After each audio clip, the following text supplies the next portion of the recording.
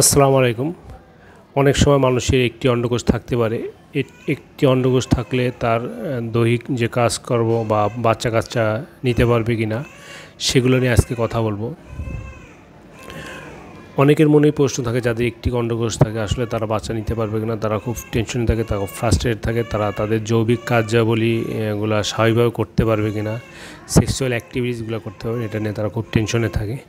প্রথমে আসি যে অন্ডকোষ কেন একটি থাকতে পারে। একটা হলো যে জন্মগতভাবে যদি অন্ডকোষ তৈরি না হয় বা জন্মের সময় তৈরি হয়ে এটা কোনো কারণে প্যাঁচ খেয়ে এটা মায়ের পেটে থাকতেই নষ্ট হয়ে গেছে, সেসব কারণে একটি অন্ডকোষ থাকতে পারে। আরটা হলো যে জন্মের পরেও দেখা যায় যে কিছু কিছু ক্ষেত্রে কিন্তু আমাদের অন্ডকোষ একটি ফেলে দিতে হয়, যেটা অসুখের কারণ। যেমন যদি অন্ডকোষ প্যাঁচ খেয়ে যায়, প্যাঁচ খেয়ে যদি অন্ডকোষটি নষ্ট হয়ে যায় সেক্ষেত্রে কিন্তু আমরা একটি অন্ডকোষ ফেলে দিই। তারপর যদি কোনো কারণে যদি একটি অন্ডকোষের টিউমার বা ক্যান্সার হয় সেক্ষেত্রে আমরা একটি অন্ডকোষ ফেলে দিই। অন্ডকোষে যদি বারবার ইনফেকশন হয়, যাকে অর্কাইটিস বলে, এবং আমরা ধারণা করি যে এখান থেকে অন্য অন্ডকোষে ছড়াই যেতে পারে, সেক্ষেত্রে আমরা একটি অন্ডকোষ অপারেশন করে ফেলি। কোনো কারণে যারা যেমন ধান বানার কলে যারা কাজ করে, যেসব শ্রমিক বা ফ্লাওয়ার মিলে যারা কাজ করে, দেখা গেছে যে তাদের এরকম ইনজুরি হয়, অন্ডকোষে খুব প্রচুর পরিমাণে আঘাত লেগে অন্ডকোষ ছিঁড়ে দেয়, সেই ক্ষেত্রে কিন্তু অন্ডকোষ একটি থাকার সম্ভাবনা থাকে। এখন আসি যে অন্ডকোষ একটি থাকলে কি সমস্যা হয়।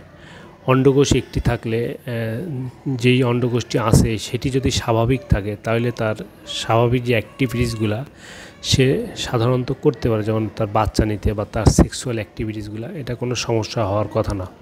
তবে কিছু কিছু ক্ষেত্রে দেখা যায় যে এই একটি অন্ডকোষ 100% দুইটা যে কাজ করতো সেটা না করে একটু কম করতে পারে। অন্ডকোষের আসলে কাজ আছে দুইটা। একটা হচ্ছে হরমোন প্রোডাকশন করা, যেটা আমাদের পুরুষের সেক্স হরমোন বলে টেস্টোস্টেরন। এই টেস্টোস্টেরন কিন্তু আমাদের শরীরের দৈহিক গঠন বাড়ায়। আমরা যে একটু মেয়েদের চেয়ে একটু লম্বা বেশি, সেইটা এই টেস্টোস্টেরন হরমোনের কারণে হয়। আমাদের যে দৈহিক গঠনটা আলাদা সেটাও কিন্তু এই হরমোনের কারণে। তো যদি একটি অন্ডকোষ থাকে, যদি টেস্টোস্টেরন হরমোন কম রিলিজ হয় তাহলে এই জিনিসগুলো একটু এফেক্ট করতে পারে। আর একটা হলো যে শুক্রাণু তৈরি, স্পার্ম প্রোডাকশন করা।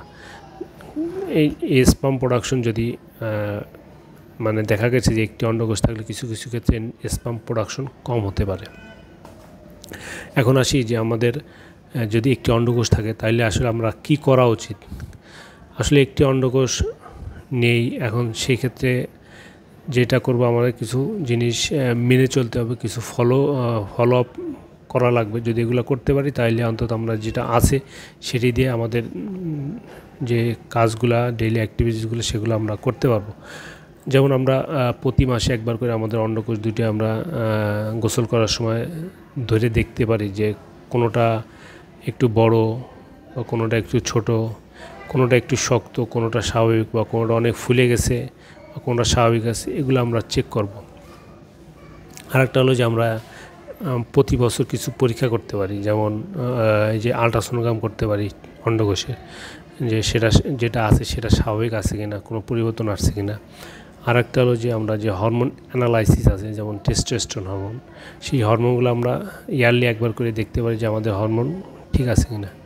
আর একটা হলো যে সিমেন অ্যানালাইসিস। অনেকে টেনশনে থাকে যে আমি আসলে বাবা বা হতে পারবো কিনা, তো এটা আসলে তার সিমেন অ্যানালাইসিস করলে সব সময় বোঝা যাবে যে আসলে সে বাচ্চা নিতে পারবে কিনা। আর আমাদের যেহেতু একটি অন্ডকোষ আছে সেটাকে একটু যত্ন করে রাখতে হবে, এভাবে যে যাতে আঘাত না পায়, কারণ অনেক সময় আঘাতের কারণে দেখা গেলো আবার প্যাঁচ খেয়ে যাচ্ছে, এটা নষ্ট হয়ে যেতে পারে। আঘাতের কারণে অন্ডকোষ যদি ইনজুর হয় তাহলে, বা যদি ইনফেকশনের কারণে বারবার ইনজুর হয়, সেক্ষেত্রে কিন্তু আবার এটাও ফেলে দিতে লাগতে পারে।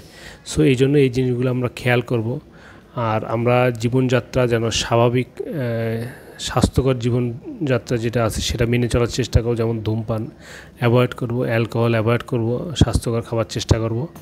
তাহলে ইনশাল্লাহ একটা অন্ডকোষ থাকলেও কোনো সমস্যা হওয়ার কথা না। ধন্যবাদ সাথে থাকার জন্য। আপনাদের এই অন্ডকোষ রিলেটেড যদি কোনো কোশ্চেন থাকে আমাকে হোয়াটসঅ্যাপ নাম্বার আছে, নাম্বারে কল করতে পারেন বা ইউটিউবে ভিডিওতে কমেন্ট করতে পারেন, আমি ইনশাল্লাহ উত্তর দেবো। ধন্যবাদ সাথে থাকার জন্য। খোদা হাফেজ।